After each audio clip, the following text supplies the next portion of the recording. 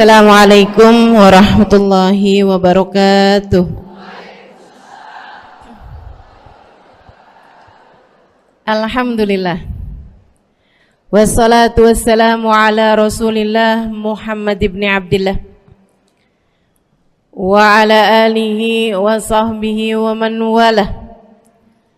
Subhanaka la ilma lana illa ma 'allamtana innaka antal alimul hakim. Rabbi shrah li sadri wa yassir li amri wahlul 'uqdatan min lisani yafqahu qawli. Amma ba'du. Alhamdulillah, ibu-ibu sekalian saya muliakan, hadiah indah di mana Allah mengizinkan kepada kita untuk menghadapnya. Bukan main. Siapa kita ini sampai diizinkan Allah untuk bolak-balik menghadap kepada Allah Subhanahu wa taala dalam salat-salat kita? Saya pernah dengar dari para guru-guru kami, guru-guru saya. Mereka mengatakan di saat orang salat, di saat kamu salat, di saat saya salat, bukan hanya karena saya mau sholat, kamu mau sholat, akan tetapi karena kamu dianggap mulia di mata Allah, sehingga Allah izinkan dirimu untuk menghadap padanya. Ketika saya sholat, bukan hanya karena saya mau sholat, akan tetapi karena saya punya nilai di mata Allah, sehingga Allah izinkan kepada saya untuk menghadap padanya. Sebaliknya, ketika kamu tidak mau sholat, bukan hanya karena kamu tidak mau sholat, akan tetapi karena kamu sudah jatuh dalam pandangan Allah, terhina dalam pandangan Allah, sehingga Allah tidak lagi mengizinkan kepadamu untuk menghadap kepadanya. Ketika seseorang tidak sholat, bukan hanya karena dia tidak mau sholat, akan tetapi karena ia sudah tidak lagi bernilai di mata Allah, sehingga Allah tidak izinkan dia untuk menghadap padanya. Teman-teman, saudariku sekalian yang saya muliakan, kalau bicara tentang sholat nih teman-teman, ada 4 tingkatan, ada 4 kelas. Untuk kamu melihat sholatmu sudah ada di kelas yang mana. Kalau saya boleh bilang kelas teratasnya nih kelas bisnis, oke lah ya. Kelas bawahnya lagi kelas atasnya kelas eksklusif ya, kelas eksekutif. Terus bawahnya lagi kelas bisnis, bawahnya lagi kelas. Tapi ada 4 kelas, bawahnya lagi kelas gerbong. Nggak naik dalam kereta nih ya. Kelas yang paling bawah kita bahas nih, kelas gerbong nih. Kayaknya naik di atasnya nih ya, gerbongnya. Teman-teman sekalian, orang yang di saat mengerjakan sholat, dia kerjakan juga, tapi merasanya sebagai beban. Ya ampun, udah maghrib aja, baru juga asar. Ya ampun, males banget dah. Ini gak ada rusuh nih. Kita kan lagi jalan-jalan nih. Kita kan lagi belanja nih di Tanah Abang. Kita jamaah aja gimana sholatnya. Nah ini orang-orang yang menganggap sholatnya sebagai beban. Malas kalau disuruh sholat, terutamanya subuh. Terutamanya sholat subuh. Ini Allah ceritakan orang-orang yang seperti ini adalah kelompoknya orang munafik. Naudzubillah. Alladzina idza qamu ila sholati qamu kusala.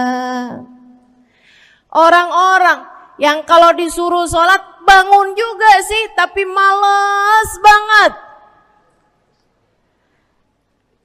Setan nih nemenin dia, kayak naroin batu di atas kepalanya, bikin dia berat mau ngerjain sholat. Kalau lagi tidur, ngipas-ngipasin matanya, bobo aja lagi. 5 menit lagi, 5 menit lagi. Bangun-bangun udah siang. Pernah terjadi padamu?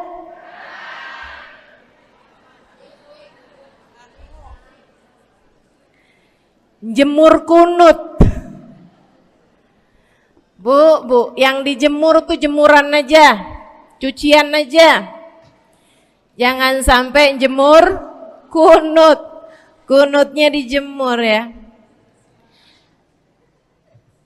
Ketika ada seseorang yang disampaikan kepada Nabi Muhammad bahwasanya orang itu tidak bangun kecuali sesudah azan subuh, artinya enggak tahajud, artinya enggak bangun di sepertiga malam terakhir, bangunnya sesudah azan subuh.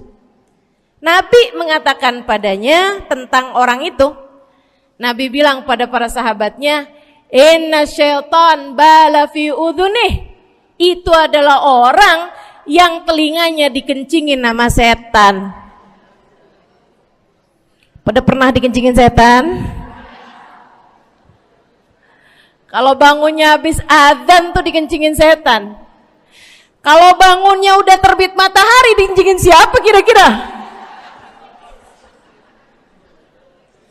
Insyaallah. Teman-teman saudariku sekalian yang saya muliakan, alladzina idza qamu ila sholati qamu kusala, malas bener kalau diajakin sholat, sampai sebagian sholatnya dikerjakan keluar dari waktunya. Yang seperti ini masuk dalam firman Allah Subhanahu wa taala, a'udzubillahi minasyaitonir rajim, fawailul lil musallin alladzina an salatihim sahun. Fawailul lil musallin alladzina hum an salatihim sahun. Celaka orang-orang yang salat. Kenapa kok orang salat celaka ya Allah? Sebab mereka an salatihim sahun, melalaikan salat mereka. Apa maksudnya melalaikan? Imam Sayyidina Ibnu Abbas dalam salah satu tafsir beliau mengatakan alladzina yuakhiruna an waqtiha au yuqaddimuha ila ghairi waqtiha. Orang-orang yang mengakhirkan sholat sampai keluar dari waktunya atau memajukannya sebelum waktunya. Mau pergi ke Tanah Abang nih, jam 11. Ntar kita ribet nih urusan sholat duhur. Dah sholatin sekarang aja. Ini orang-orang yang fawailul lil musallin. Bu, sesibuk apapun dirimu, jangan pernah ninggal sholat. Bu, lagi ngerjain perkara penting apapun kamu, jangan pernah mengakhirkan sholat. Jangan pernah mengeluarkan sholat dari waktunya. Kenapa gitu? Karena bu, sholat itu urusanmu sama Allah. Gak ada yang lebih penting daripada itu. Gak ada yang lebih penting daripada itu. Siapa yang mementingkan Allah, dia bakal dipentingin sama Allah. Siapa yang meremehkan sholatnya, berarti dia telah meremehkan Allah. Siapa yang meremehkan Allah, dia akan diremehkan oleh Allah. Na'udzubillah min dzalik. Buat adik-adik jomblo, jangan pernah mau kawin sama orang yang gak sholat. Biarpun kamu udah nunggu cukup lama, kalau ada yang lamar kamu dan dia gak sholat, jangan mau bu. Dek, ibu-ibu juga, kalau ada yang janda di sini,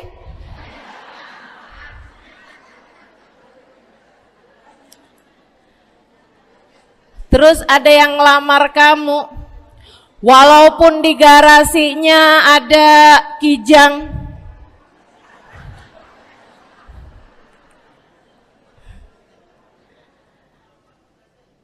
ada bebek,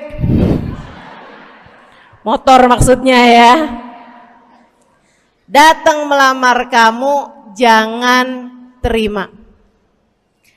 Orang yang gak sholat, kamu jangan mau jadi istrinya. Kenapa? Saya kasih tahu ya, Allah aja dia tinggalin, apalagi kamu.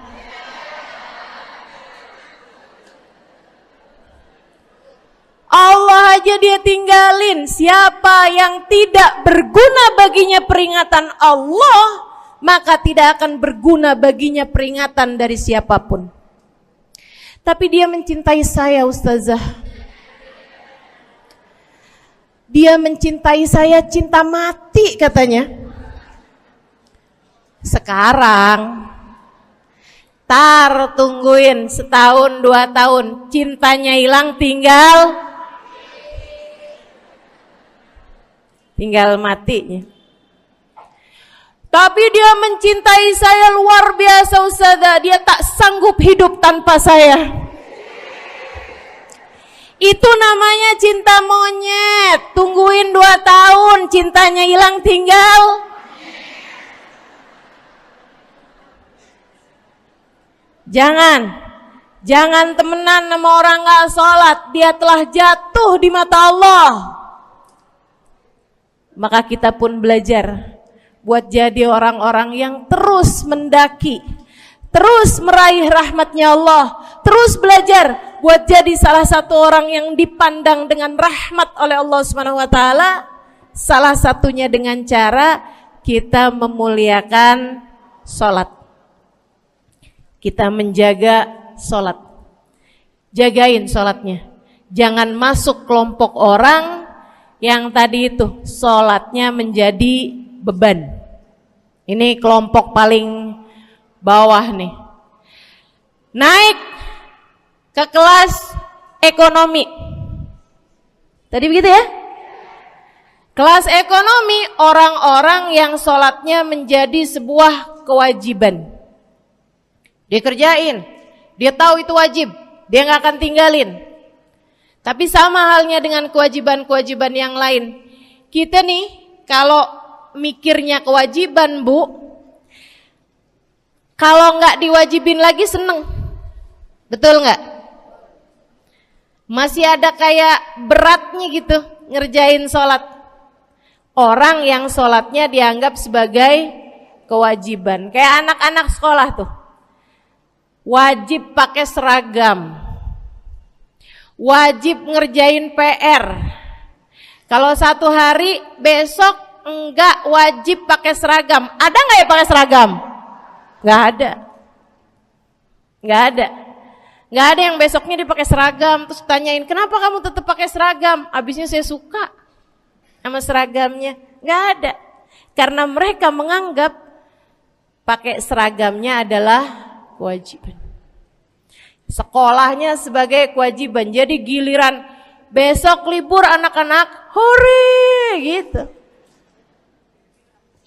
Ada orang-orang yang sholatnya dianggap sebagai kewajiban. Nggak ada yang nambah kalau kewajiban tuh. Sholat sunnah boro-boro, sholat wajib aja kalau bisa dibikin sesingkat mungkin akan dilaksanakan dengan cara yang sesingkat-singkatnya.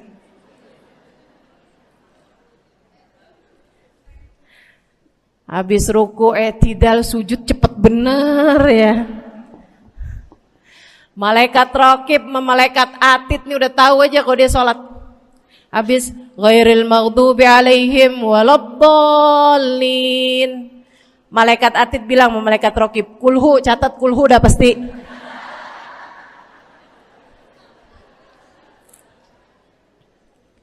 Kulhu aja gak kelar-kelar. Teman-teman saudariku sekalian yang saya muliakan, sholatnya dianggap sebagai sebuah kewajiban. Nggak nambah dengan sunnah, namanya wajib. Kita naik lagi insyaallah.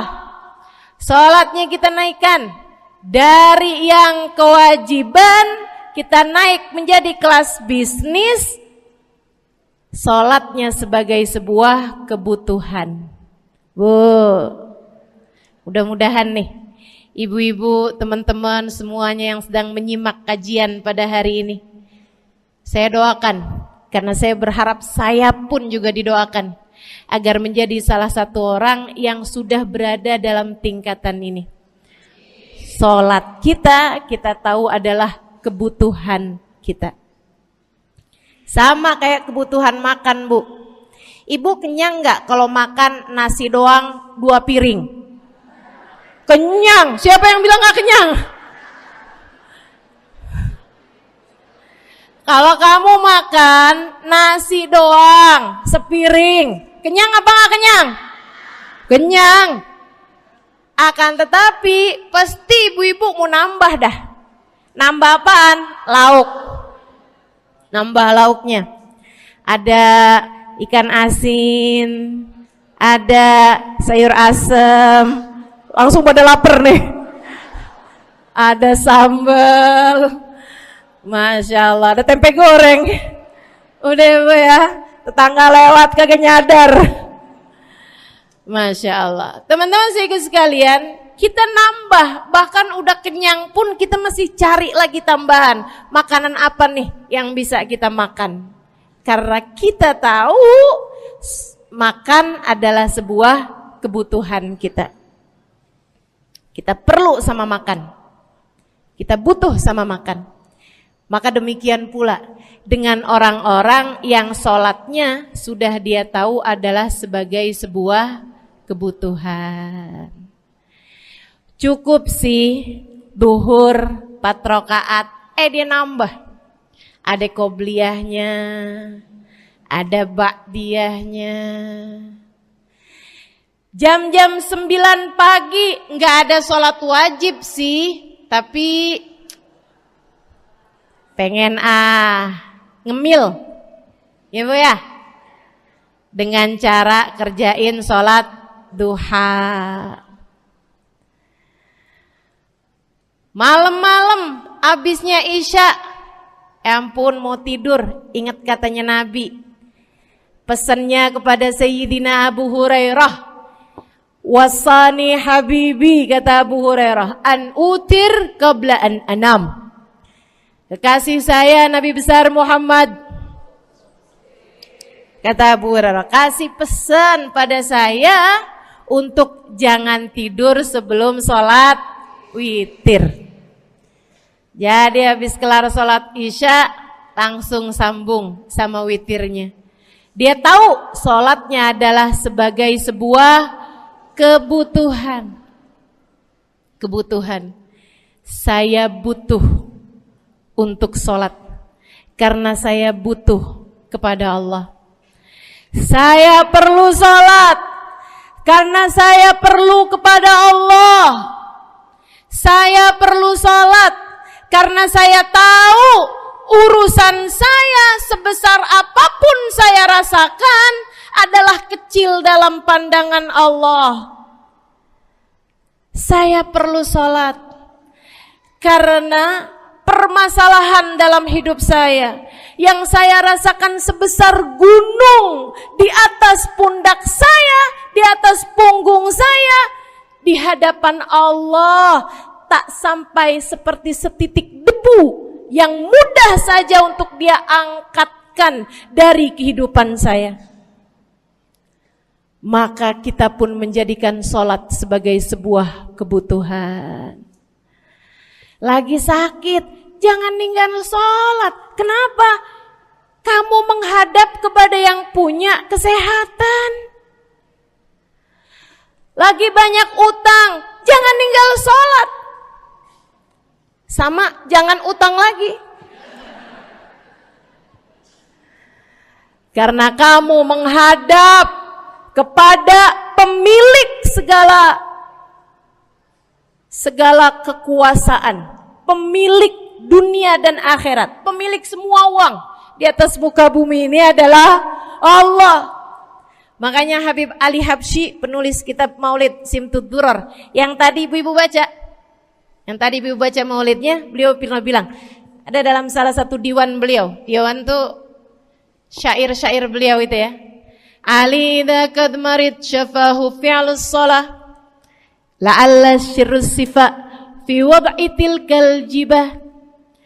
Kata beliau, Ali nih kalau lagi sakit, nih Habib Ali ya, beliau tuh padahal punya amal ibadah sangat banyak.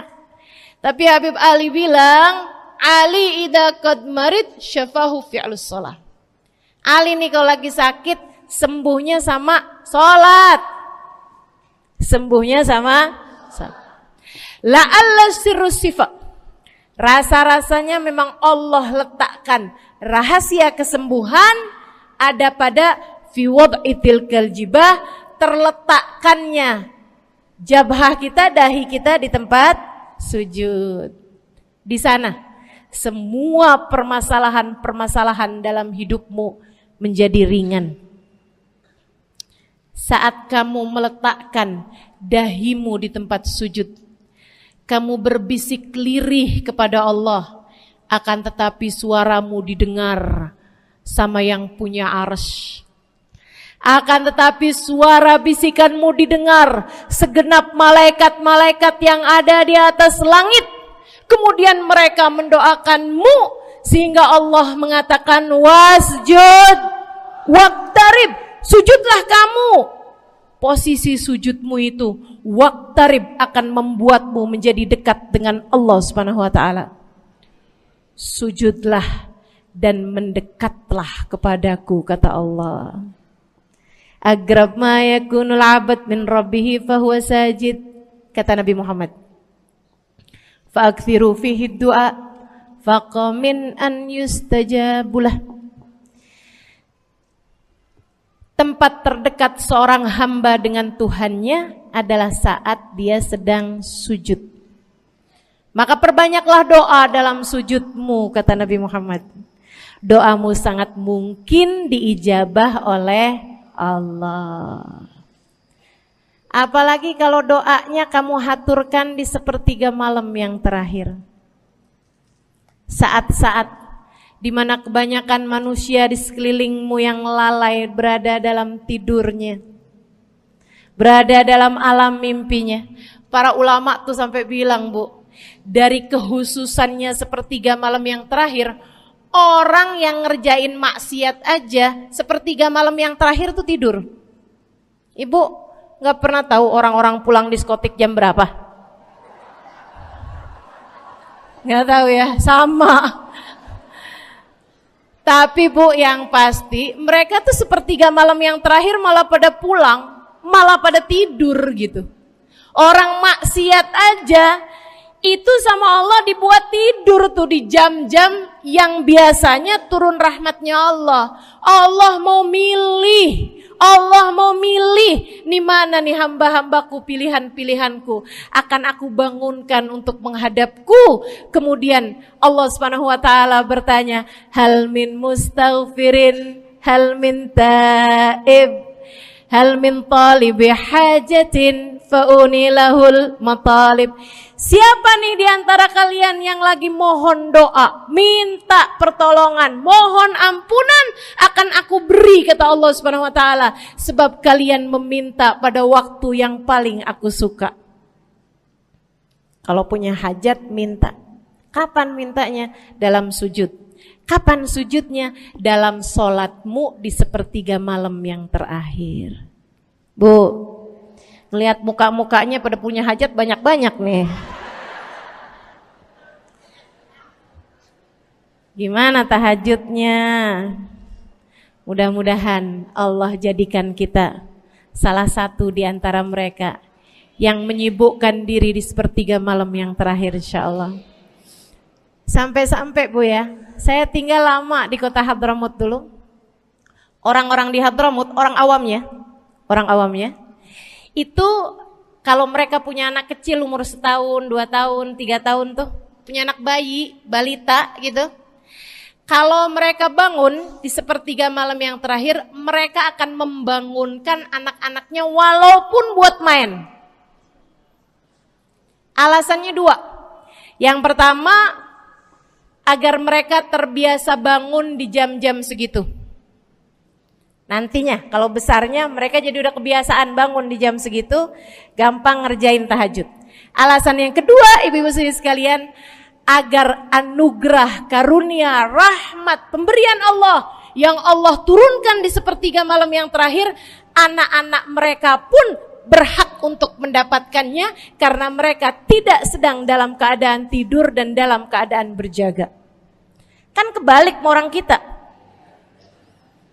Anak-anak kita, cucu-cucu kita kalau bangun jam segitu kita tidurin lagi, masih malam nak, masih malam. Mama masih ngantuk nak. Masya Allah. Ibu, saya punya ibunya guru saya. Saya punya guru salah satunya dan yang tercinta di hati saya, Sayyidil Habib Umar bin Hafid. Guru saya. Beliau punya ibu namanya Hubabah Zahra. Almarhumah, baru meninggal masa-masa deket pandemi. Ya Bu ya, baru aja beberapa tahun silam meninggalnya. Itu ibu-ibu sekalian punya anak kalau nggak salah 12. Kalau nggak salah 12 anak beliau. Laki-laki 5. Kalau saya nggak salah ya, mohon maaf kalau saya salah. Kemudian yang perempuan 7. Semuanya soleh-solehah. Semuanya Bu jadi orang-orang yang luar biasa, yang terutamanya anak yang pertama yaitu Habib Ali Masyhur jadi mufti pada zamannya di Kota Tarim. Sampai wafatnya beliau masih sebagai mufti. Mufti itu Bu, permasalahannya umat semuanya ada di meja beliau untuk beliau selesaikan. Anak yang laki-laki yang paling kecil, Al Habib Umar bin Hafid, menjadi kita tahu semuanya ya, orang soleh, ulama, waliullah. Ibu-ibu sekalian, kita mau tahu nih, anak-anak soleh-solehah semacam itu ibunya kayak gimana gitu. Karena Bu, mohon maaf. Walaupun memang Nabi Nuh, nabinya udah soleh, anaknya gak soleh. Kan begitu ya? Ada juga sih, tapi secara mayoritasnya Bu, buah jatuhnya tak jauh dari emaknya begitu, anaknya kurang lebih begitu. Anaknya begitu, emaknya biar kita nggak lihat gitu udah bisa ngebayangin kayak apa orangnya. Ibu-ibu sekalian, nih anak-anaknya Hubabah Zahra, Masya Allah semuanya. Kita mau tahu ibunya kayak gimana. Satu cerita aja tentang Hubabah Zahra. Ibu-ibu sekalian, anaknya cerita, Hubabah Zahra, Umi, anak perempuannya, dia bilang seumur hidupnya nggak pernah ninggal tahajud. Bu, dari awal balik sampai meninggal, tidak pernah meninggalkan tahajud. Jauh banget ya? Sama siapa? Tahajud semalam, seminggu libur. Kelakuan siapa itu? Hubabah Zahra gak pernah ninggal tahajud kecuali satu malam. Satu malam itu beliau tuh lagi ada hajat besar, maksudnya lagi kayak ada acara pernikahan, kemudian beliau juga kelelahan, kecapean, baru tidurnya juga jam-jam 2, jam-jam mau jelang pagi Bu ya. Kelewatan tahajud. Bangun pas azan subuh. Ibu, beliau bangun dengan gemeteran. Beliau bangun dengan menggigil padahal enggak musim dingin. Beliau bangun, azan, innalillahi wa inna ilaihi rajiun. Azan, astagfirullah, ya Allah, astagfirullah, azan, ya Allah, ampuni Zahra ya Allah, Anaknya cerita, hari itu aku tidak pernah melihat ibuku berlelehan air mata sepanjang hari lebih daripada hari tersebut. Hari itu kami melihat ada seorang perempuan berlelehan air mata beristighfar memohon ampun kepada Allah karena satu malam dalam hidupnya beliau meninggalkan tahajudnya, teman-teman. Masya Allah, Masya Allah. Tiap kali makan ingat gitu, ya ampun tadi malam gak tahajud, samihni ya Rab, samihni ya Rab, sampai gak enak makan. Insya Allah, insya Allah. Mudah-mudahan Allah jadikan keagungan sholat ada dalam hati kita. Sholat kita jadi kebutuhan. Insya naik tingkat eksekutif, teman-teman. Tadi saya ulangin lagi dah, karena ibu-ibu kan suka rada lupaan. Kelas yang paling bawah, kelas apa tadi? Gerbong. Menjadikan sholatnya sebagai beban. Kelas berikutnya menjadikan sholat sebagai kewajiban. Naik lagi menjadikan sholat sebagai kebutuhan. Tingkat terakhirnya ada hamba-hamba tercinta di sisi Allah yang menjadikan sholat mereka sebagai sebuah hiburan dalam hidupnya, hobi dalam hidupnya. Diawali, dicontohkan oleh baginda kita Nabi besar Muhammad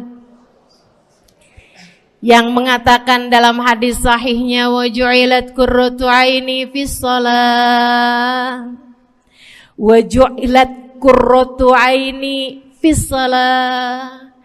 Dijadikan, kata Nabi Muhammad, Allah telah menjadikan, dijadikan li untukku qurrat aini, kesenanganku dalam kehidupan, kebahagiaanku ada pada, hobiku ada pada as-shalah, salat.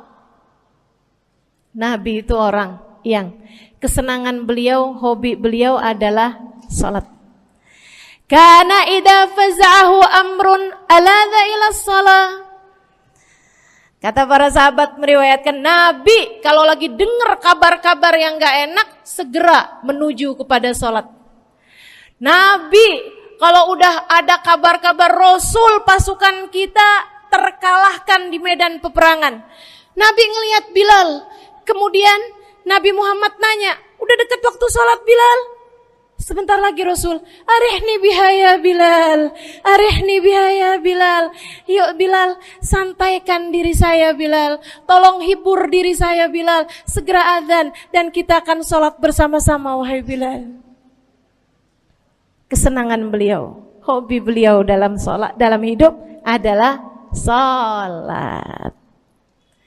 Teman-teman saya sekalian, bukan hanya Nabi Muhammad, tapi para sahabat-sahabat Nabi Muhammad, tapi para tabi'in, para tabi'it tabi'in. Saudaraku sekalian saya muliakan, Sayyidina Umar bin Khattab alaihi ridwanallah, kana idza ja'ahu hal, apabila beliau dalam keadaan hatinya lagi khusyuk, hatinya lagi nyambung banget sama Allah Subhanahu wa taala, kalau mau sholat sunnah manggil orang. Beliau sholat dalam masjid, ada orang mau sholat sunnah, ada orang lagi baca Quran dipanggil sama beliau. Kamu saya bayar ya. Kamu duduk sebelah sini saya nih, baca Qurannya deketan saya sini, kamu saya bayar. Buat apaan wahai Sayyidina Umar? Buat negur saya, ngingetin saya lagi sholat nih. Oh gak usah dibayar Tuan. Yaudah kalau gitu kamu duduknya sebelah sini ya. Tugas saya apa Tuan? Kalau kamu lihat saya sholat berdirinya kelamaan, ingetin saya buat ruku. Kalau kamu lihat ruku saya kelamaan gak bangun-bangun, ingetin saya buat bangun. Kalau kamu lihat sujud saya kelamaan, ingetin saya buat duduk. Karena saya sekarang ini kalau lagi berdiri baca Al-Quran, lupa buat ruku. Dari nikmatnya bacaan Quran beliau. Baik Tuan. Sholat, baca Fatihah, habis itu baca Quran. Surat Al-Quran, dapat selesai satu, kok masih enak. Baca lagi, masih enak lagi, baca lagi. Yang sebelah beneran nih gak ruku-ruku. Beliau berdiri kemudian bilang, Tuan ruku. Gak kedengeran. Beliau berdiri deketin telinganya, Tuan ruku. Belum kedengeran juga. Ruku. Allahu Akbar. Sayyidina Umar bin Khattab. Tabi'in, Sayyidina Ali Zainal Abidin. Pernah lagi sholat, rumahnya kebakaran, teman-teman. Sholat sunnah di waktu malam, rumahnya kebakaran. Orang-orang pada teriak-teriak, Tuan Harik, nar, ya ibn binti Rasulillah, wahai anak dari cucunya Nabi Muhammad. Tuan, ada api di sekitarmu. Tuan, kebakaran. Tuan, kebakaran. Allahu Akbar. Sami Allahu liman hamidah. Enggak lihat apa-apa. Habis selesai sholat baru lihat, kebakaran nih rupanya. Orang-orang pada bilang, kami sudah mengingatkanmu Tuan. Apa jawab beliau? Al-hadni an-narul kubro. Di depan saya ada api yang jauh lebih besar, api neraka. Saya nggak lihat api sekecil ini. Masya Allah. Saudara sekalian yang saya muliakan, para ulama Allah Subhanahu Wa Taala. Terakhir saya mau ceritakan Sayyidil Habib Abu Bakar As-Sakran, penulis Wirid Sakran. Kalau teman-teman pernah tahu, beliau saudara sekalian saya muliakan dapat julukan As-Sakran, orang yang mabuk. Karena mabuk kepada Allah Subhanahu Wa Taala. Beliau pernah satu waktu kena penyakit di punggungnya. Beliau kemudian tanya sama dokter, kata dokter, wah ini nih penyakit mesti diangkat, mesti dioperasi. Ya udahlah, operasiin saya. Disuguhin 1 gelas khamr di waktu yang telah ditetapkan untuk jadi waktu operasi. Apa ini? Khamr, minuman keras. Zaman itu belum ada obat bius. Dia bilang, ini buat apa? Khamr ini Tuan, minuman keras ya, agar engkau nggak sadar. Jadi enak gitu kita ngoperasinya. Dia bilang, saya mau dengan kesehatan saya kepengen ngerjain taat kepada Allah. Saya nggak mau. Saya dapetin kesehatan saya dengan cara mengerjakan yang diharamkan Allah, yaitu minuman keras. Saya nggak perlu ini. Waduh, kalau gitu nggak bisa dioperasi Tuan. Kenapa soalnya? Ya nanti kan kesakitan, nanti susah operasinya gitu. Oh gampang. Kalau kalian pengen bikin saya nggak sadar, nggak perlu minuman keras. Terus gimana? Operasikan kalau saya sedang sholat. Maka mulailah dokter-dokter udah pada siap. Beliau lagi sholat sunnah ya Bu ya. Allahu Akbar gitu. Mulai dokter buka baju belakangnya. Mulai Bu digunting kulitnya, digergaji tulangnya. Beliau Bu mukanya meringis saja enggak. Beliau ruku, dokternya ikutan nungging. Beliau sujud, dokternya ikutan menunduk juga. Beliau sholat nikmat banget. Sampai beliau selesai dari sholat, beliau nanya sama dokter-dokternya, kenapa gak nurut tadi tuh waktu saya sholat mestinya operasi. Kata dokter, udah selesai Bib dari tadi. Masya Allah. Radiyallahu ta'ala anhum wardahum. Ini bukan kelas-kelas kita, saya cuma ceritain aja sama ibu-ibu. Bukan berarti ibu-ibu nanti pas waktu sakit bilang sama dokter-dokter gak usah dibius. Beda hati Bu, beda hati. Ya Bu ya, beda iman, beda semuanya kita sama mereka. Yang pasti, makanya saya kan yang ini nggak doa nih. Pas yang kebutuhan tuh baru saya doa. Kenapa? Karena kayaknya tingkatan kita dah Bu ya. Mentok dah di sampai kebutuhan itu dah. Insya Allah, mudah-mudahan Allah jadikan kita orang yang menjaga salat insya Allah. Rabbi jalni muqimas salah wa min dzurriyyati amin. Rabbi jalni muqimas salah wa min dzurriyyati amin. Rabbi jalna muqimis salah wa min dzurriyyatina rabbana wa taqabbal du'a. Ala hadhihi niyyah bikun niyyah salihah ila hadratin nabi al-fatihah. Syaitan rajim. Bismillahirrahmanirrahim. Alhamdulillahirabbil alamin. Ar-Rahmanir-Rahim. Maliki yaumiddin. Iyyaka na'budu wa iyyaka nasta'in. Ihdinas siratal mustaqim, siratal ladzina an'amta 'alaihim, ghairil maghdubi 'alaihim waladdallin. Amin. Taqabbalallahu minna wa minkum, taqabbal ya karim. Sama-sama kita hormati, kita sayangi segenap keluarga besar dari Majelis Ta'lim Raudhatul Aliyah di bawah pimpinan Ibu Ayu Komaladewi Kita doakan semoga beliau beserta segenap keluarganya senantiasa dalam limpahan rahmat ridha Allah Subhanahu wa taala. Juga kita doakan Ustazah Nabilah Al-Haddad sebagai pengasuh di majelis ta'lim ini, sebagai pimpinan di majelis ta'lim ini, Bu Ayu dan Ustazah Nabilah sekeluarga semuanya insyaallah senantiasa dalam pandangan kasih sayang Allah SWT. Panjangkan umurnya, disehatkan badannya, dimudahkan urusannya, kabulkan hajatnya, semakin dicinta Allah SWT dan Rasulnya.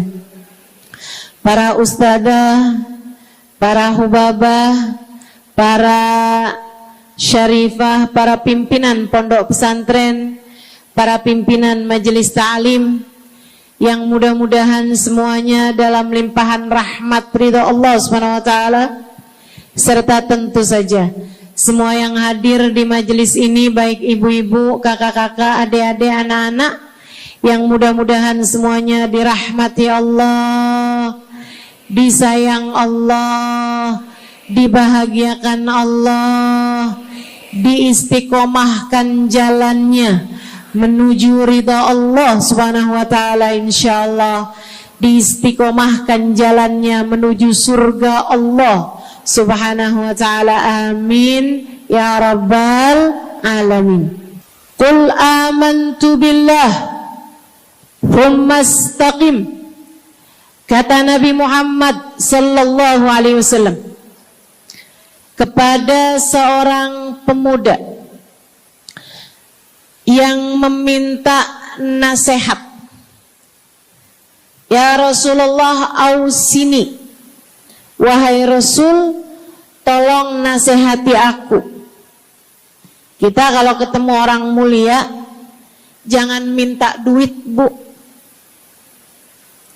Kita kalau datang ketemu sama orang-orang yang kita tahu doanya mustajab, sangat soleh, hidupnya baik, apalagi jika dia adalah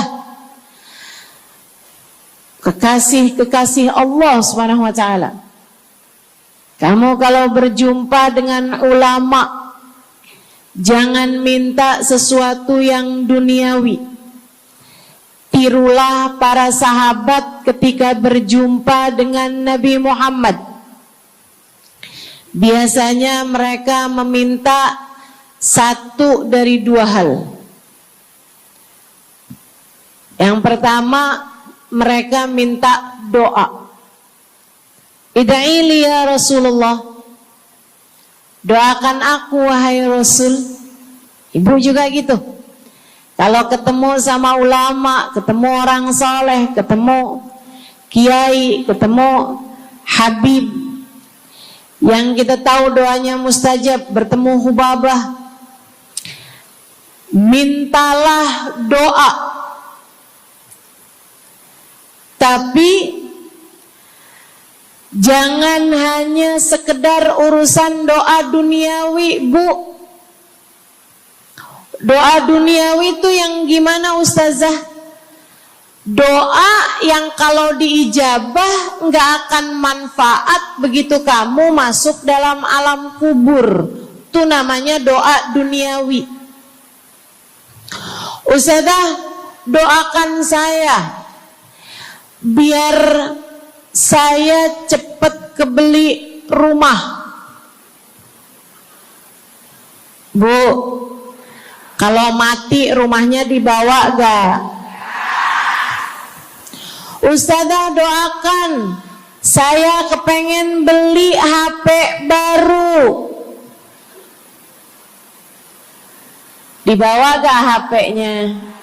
Enggak. Itu namanya doa duniawi.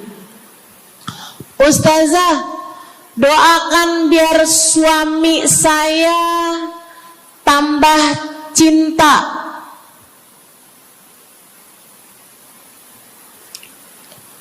Kalau mati suaminya dibawa gak Bu? Walaupun kamu mau, dia gak bakalan mau Bu.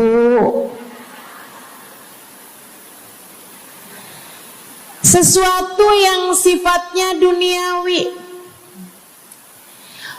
Ustazah, doakan biar anak saya soleh.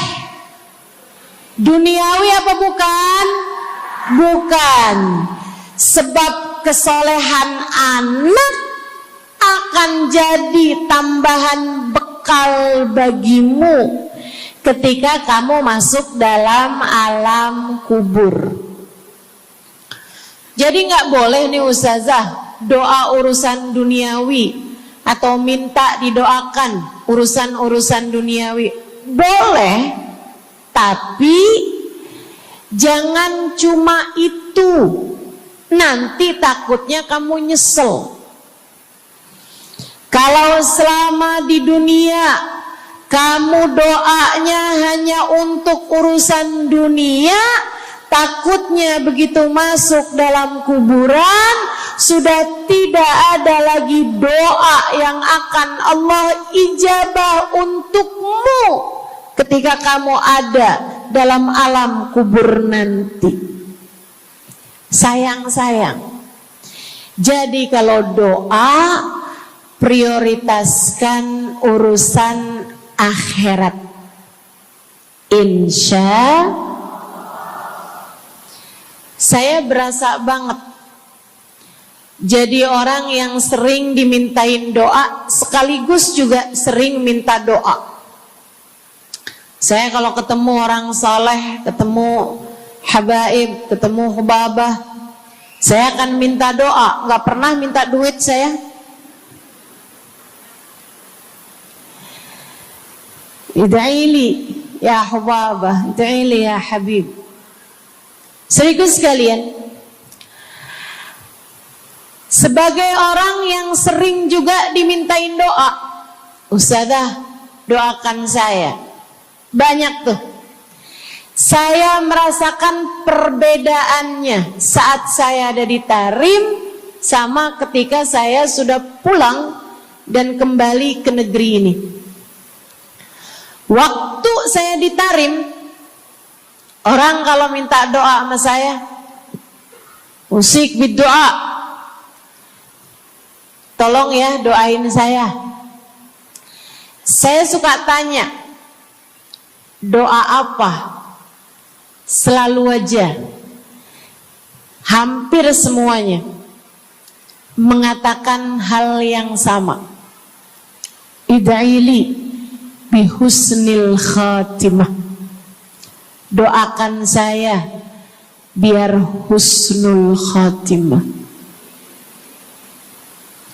Begitu nyampe ke Indonesia, kalau ada orang bilang Ustazah doain saya, biasanya lanjut tuh doanya, minta apa langsung dibilang, nggak pakai tanya. Ustazah doain saya biar utang cepat lunas. Ustazah doain saya biar cepat dapat jodoh. Ustazah doain saya biar jadi orang kaya. Ustazah doain saya biar suami nggak mendua. Ya Allah, ternyata kebanyakan orang kita kalau minta doa seringnya urusan duniawi. Bukan berarti nggak boleh, boleh aja sih.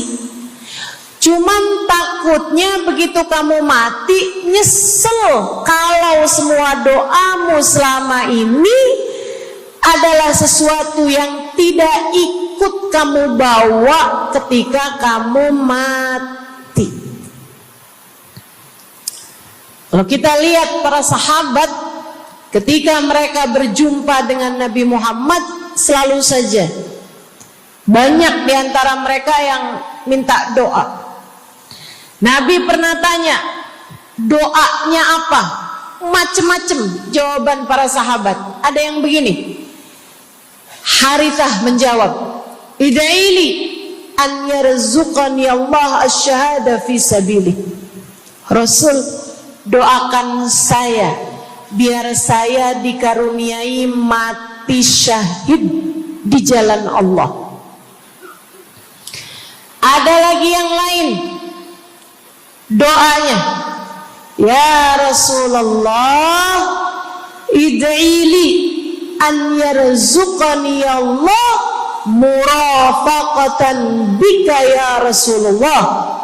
Doakan biar saya nanti di masa sesudah kematian saya, di masa akhirat nanti, bisa mendampingimu wahai Rasulullah, bisa berjumpa denganmu wahai Rasul, bisa ada dalam rombonganmu wahai Rasulullah.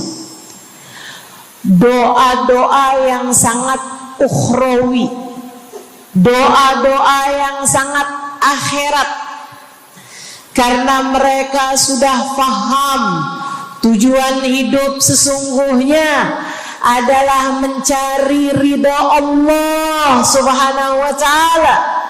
Tujuan hidup sesungguhnya adalah bergerak menuju surga Allah Subhanahu wa ta'ala. Tujuan hidup sesungguhnya adalah berpulang kepada Allah dalam keadaan Allah ridha kepada kita. Sahabat, minta didoakan, ama yang kedua minta nasihat.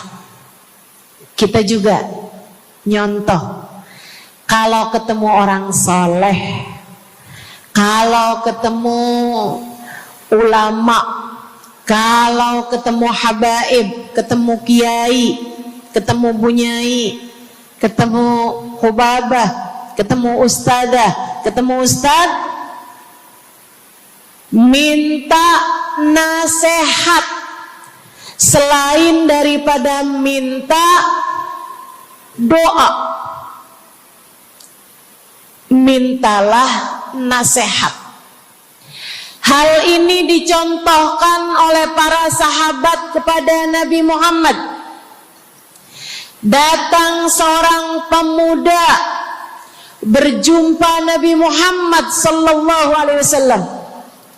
Kemudian bertanya, ya Rasulullah, ausini, wahai Rasulullah, berikanlah nasihat kepadaku ini. Nabi Muhammad tersenyum, senang, bangga, karena mengerti bahwa umatnya faham apa yang harus diminta dari nabinya. Nabi berkata kepadanya, qul amantu billah thumma istaqim. Kata Nabi Muhammad, ucapkanlah, aku beriman kepada Allah, kemudian istiqomahlah kamu di jalan Allah. Nasihat Nabi Muhammad buat pemuda tersebut, nasihat Nabi Muhammad buat pemuda-pemuda umatnya sepanjang zaman. Nasihat Nabi Muhammad buat umatnya, baik yang muda maupun yang tua, baik laki-laki maupun perempuan, baik yang pintar maupun yang kurang pintar. Semua umatnya dinasehati sama Nabi Muhammad. Karenanya akan saya sampaikan hal ini kepadamu hari ini. Quli, ucapkanlah, amantu billah, aku beriman kepada Allah. Tsumastaqimi, kemudian istiqomahlah kamu, wahai saudariku, di jalan Allah. Katakanlah, aku beriman kepada Allah. Kemudian istiqomahlah. Istiqomahlah. Nasihat yang sangat indah dari baginda kita Nabi besar Muhammad, yang Allah karuniakan kepadanya jawami'al kalim, dapat selalu berbicara dengan kata-kata yang ringkas tapi padat. Nabi itu ucapannya ringkas tapi padat. Nggak kayak saya, Bu, udahlah panjang dan ya, mudah-mudahan Allah jadikan ucapan-ucapan kita jadi kalimat-kalimat yang akan membawa kita menuju surga. Jadi ucapan-ucapan yang akan bawa kita menuju ridha Allah Subhanahu wa taala. Ibu-ibu, kita sama-sama belajar biar kalau ngomong itu enggak panjang-panjang, akan tetapi bermutu, berkualitas. Terutama Bu, ibu kalau ngomong sama anak-anak ibu, kadang-kadang panjang bener. Padahal itu aja, anak sampai hafal. Iya mah, katanya gitu. Betul gitu? Nabi kalau ngomong pendek aja tapi penuh makna. Nabi kalau bicara seringkali nggak panjang-panjang tapi sangat berarti. Satu hadis beliau saja bisa disyarahkan, diberi keterangan, hingga bahkan berkitab-kitab banyaknya. Ibu-ibu sekalian, salah satu dari ucapan ringkasnya Nabi Muhammad, amantu billah, kata Nabi, qul amantu billah, tsumastaqim, ucapkanlah, aku beriman kepada Allah, kemudian istiqomahlah di jalan Allah. Apa itu istiqomah? Lurus, jangan belok-belok. Lurus, jalan terus. Jalannya adalah jalan yang lurus. Itu yang selalu kita minta dalam tiap rakaat sholat kita. Kita berdoa kepada Allah, ihdinas siratal, ya Allah, tempuhkanlah untuk hidup kami ini jalanmu yang lurus. Sama kayak kamu lagi bilang, ya Allah, karuniakanlah dalam kehidupan kami keistiqomahan di jalanmu ya Allah. Kamu selalu minta istiqomah 17 kali sekurangnya tiap hari. Betapa sangat pentingnya istiqomah ini, saudaraku sekalian. berada dalam jalan yang lurus. Saya mau bahas jalan lurus yang dimaksud ini apa aja. 1, kamu harus lurus imannya. Amantu billah, aku beriman kepada Allah. Kata Nabi Muhammad sallallahu alaihi wasallam, "Qul amantu billah," ucapkanlah, aku beriman kepada Allah. Maka istiqomah tersebut yang nomor 1 adalah dalam urusan keimanan. Bu, Kak, Dek, Nak, yang lurus imanmu. Iman yang lurus tuh yang gimana, Ustazah? Iman yang lurus adalah memahami 2 kalimat syahadat yang menjadi pintu gerbang keimananmu. Orang kalau masuk Islam, dia jadi orang yang beriman, dia mengucapkan kalimat syahadat. Apa itu? La ilaha illallah. Yang pertama. Yang kedua, Muhammad Rasulullah. Tidak ada Tuhan selain Allah. Itu harus kamu miliki dalam hatimu secara lurus, istiqomah. Gak ada Tuhan selain Allah. Jangan hari ini Tuhannya Allah, besoknya Tuhannya duit. Apapun aja yang disuruh sama duit, yang ada duitnya, yang haram-haram pun diterjang. Lah kenapa begitu? Saudaraku sekalian, Qul amantu billah, ucapkan, aku beriman kepada Allah. Aku faham arti la ilaha illallah. Tidak ada Tuhan selain Allah.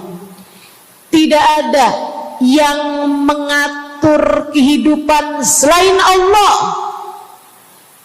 Tidak ada yang memberi rezeki selain Allah.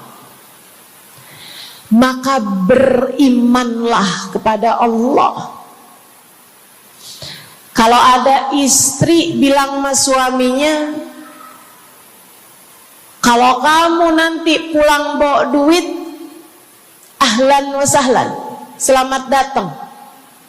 Tapi kalau kamu pulang nanti nggak bawa duit, silakan tidur di luar.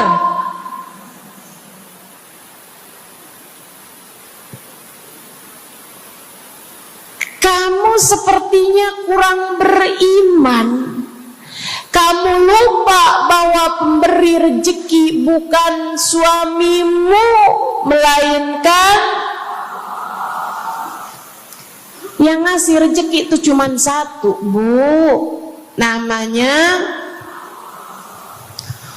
bukan pekerjaan, bukan atasan, bukan pemerintah. Yang ngasih rezeki cuma Allah Subhanahu wa ta'ala. Maka berimanlah atas hal itu.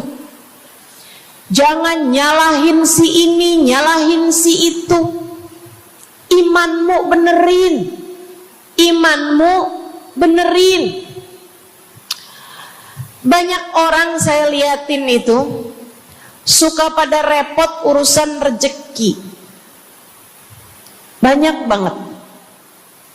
Di dunia ini nih banyak yang suka repot urusan rezeki. ngejar dunia abis-abisan, ngejar duit segala macam cara, sampai omongannya nggak jadi omongan orang beriman. Waktu dibilangin jangan nyari rejeki yang haram, cari rejeki yang halal. Jangan berani ngambil yang bukan hakmu. Dia bilang begini nih, ya ustazah nggak tahu zaman sekarang, jangankan nyari yang halal, nyari yang haram juga susah saja.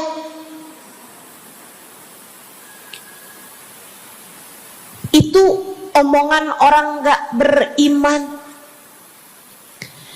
Kamu mesti ngerti dulu, kalau yang kamu minta adalah urusan rezeki, dengerin. Kalau yang kamu minta urusan rezeki, kamu harus datang kepada alamatnya. Yang sering kali membuat kamu setengah mati urusan rezekimu, sampai mau-maunya menghinakan diri, minta-minta sama orang, berharap dari orang. Seorang ibu berharap dari anaknya, seorang istri berharap dari suaminya. Saudariku sekalian, yang sering kali membuat kamu tersiksa urusan rezeki adalah karena kamu salah alamat. Kamu salah alamat.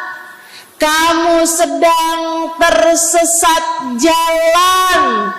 Kamu sedang salah arah. Makanya jadinya kemana-mana kamu nggak nemu. Orang alamatnya aja salah. Ini kalau kamu mau ke Kubah Mas, tapi kamu perginya ke Taman Mini, nyampe apa nggak nyampe? Dapat apa enggak majelisnya? Nggak dapat. Kenapa? Salah alamat. Yang dicari Kubah Mas, kamu perginya ke Keong Mas. Nggak nyampe, nggak dapat. Saya kasih tahu padamu, alamat rezekimu ada pada Allah. Alamat rezekimu ada pada Allah. Alamat rezekimu ada pada Allah. Maka berimanlah kepadanya, fahamilah arti la ilaha illallah. Tidak ada Tuhan kecuali Allah. Gak ada yang ngasih rezeki selain kamu. Lagi sakit, kamu mau nyari obat, saya kasih tahu alamat obatmu. Alamat yang bisa menyembuhkanmu hanya satu, namanya urusan rezeki. Allah sudah bilang, huwar razzaq dzul quwwatil matin. Allah lah satu sang pemberi rezeki. Allah lah satu sang pemilik kekuatan sejati. Jadi kamu kalau mau nyari rezeki, datanglah ke alamatnya, datanglah kepada Allah. Kamu lagi mau nyari kesehatan, jangan salah alamat. Datanglah kepada sang pemilik kesehatan. Alamatnya yaitu Allah yang telah mengatakan, fa idza maridtu fa huwa yashfin. Katanya Nabi Allah Ibrahim, apabila saya sakit, maka hanya Allah lah yang maha menyembuhkan. Berarti nggak boleh pergi ke dokter gitu Ustazah? Silahkan pergi ke dokter, pergi ke apotik, datang kepada orang yang doanya mustajab, minta didoakan. Tapi semua hanyalah sebab, semua hanyalah wasilah. Sang penyembuh sejati adalah Allah. Saudariku sekalian yang saya muliakan, kalau kamu merasa saya lemah Ustazah, gak punya kekuatan, kalau kamu merasa saya bodoh Ustazah, saya tidak mengerti di mana alamat ilmu, di mana alamat pengetahuan. Bu, Kak, Nak, anak-anak nih yang masih lagi belajar di pondok pesantren, yang masih lagi belajar di mana-mana, saya kasih tahu padamu, alamat ilmu ada pada Zat yang Maha Satu, namanya Allamal insana malam ya'lam. Allah lah yang mengajari manusia apa yang tidak dia ketahui. Pengen dapat ilmu, datanglah kepada Allah. Pengen punya kekuatan, datanglah kepada Allah. Saya udah tua Ustazah, saya janda pula Ustazah, saya nggak punya kekuatan ya Ustazah. Kekuatanmu hanya ada pada Zat yang Maha Satu, Allah Subhanahu wa Ta'ala. Datanglah selalu padanya. Imanmu jangan biarkan ia naik turun. Imanmu biarkan ia kokoh di dalam hatimu. Jangan percaya kalau ada yang bilang kekuatan ada pada uang. Jangan percaya. Percaya hanya satu aja, kekuatan ada pada Allah. Jangan percaya orang bilang kekuatan ada pada kecantikan. Kalau kamu cantik, kamu kuat, suamimu gak akan kemana-mana. Jangan percaya, Bu.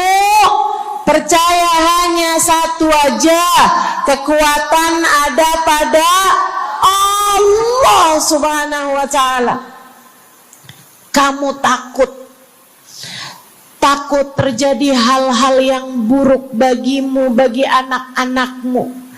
Kamu kepengen ada yang jaga. Ibu, gak usah pusing-pusing mau nyari bodyguard, gak usah pusing-pusing mau sewa security, pengamanan. Sebab sang pemberi keamanan hanya satu, namanya Wallahu ya'simuka minan nas. Hanya Allah satu yang dapat menjagamu dari kejahatan manusia. Qul a'udzu birabbin nas. Katakanlah, aku berlindung kepada sang penjaga manusia, sang pemelihara manusia, sang pengasuh manusia. Allah Subhanahu wa ta'ala. Berimanlah padanya, istiqomahlah. Bu, gak ada yang bisa bikin orang meninggal selain Allah. Gak ada. Tapi dia ditabrak orang, Ustazah. Kalau gak ditabrak dia gak bakalan mati. Kamu kebalik. Justru karena dia harus mati, Allah jadikan dia ditabrak. Jelas? Ini imannya mesti yang benar nih. Jangan kamu kira ini ada dokter malpraktek sehingga dia kemudian meninggal dunia. Jangan kamu kira karena salah minum obat dia mati. Bukan, ibu-ibu sekalian, justru karena dia harus mati, karenanya kemudian ketemu sama dokter yang malpraktek lah, ketemu sama obat yang salah lah.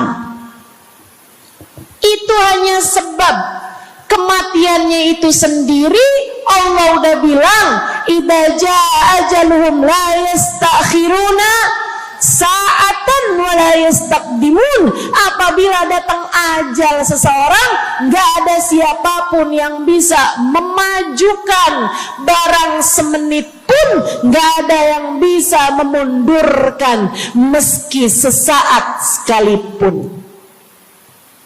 Enggak ada. Emang udah kepastiannya. Waktunya mati ya mati, Bu. Gak ada yang bisa menghidupkan, sekaligus tidak ada yang bisa mematikan selain Allah.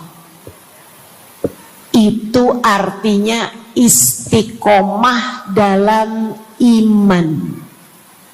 Tapi tunggu dulu, sebelum saya lanjutkan istiqomah yang lain. Selain beriman kepada Allah, kamu juga harus beriman kepada Nabi Muhammad. Kamu harus beriman kepada Nabi Muhammad. Beriman bahwa beliau adalah, a'udzubillahi minasyaitonirrajim, qul innama ana basyarum mithlukum yuha ilayya. Dua-duanya harus seimbang. Innama ana basyarum mithlukum, tapi juga yuha ilayya. Katakanlah wahai Nabi Muhammad, aku adalah seorang manusia seperti kalian. Saya punya badan, saya punya perasaan. Kalau nggak makan-makan saya lapar. Kalau habis makan nggak minum saya haus. Kalau beberapa hari saya nggak tidur, saya ngantuk. Qul innama ana basyarun. Sampaikan kepada manusia, aku adalah seorang manusia seperti kalian juga. Sama anak cinta, lama nggak ketemu sama istri, kangen. Katakan wahai Nabi Muhammad, ana basyarum mithlukum, saya manusia seperti kalian juga. Kalau ada yang disayang kemudian meninggal, sedih. Karena Nabi adalah seorang manusia. Tapi tunggu dulu, beliau tidak hanya sekedar manusia, Itu adalah satu sisi kehidupan Nabi Muhammad. Jangan lupa, innama ana basyarum mithlukum, tapi yuha ilayya.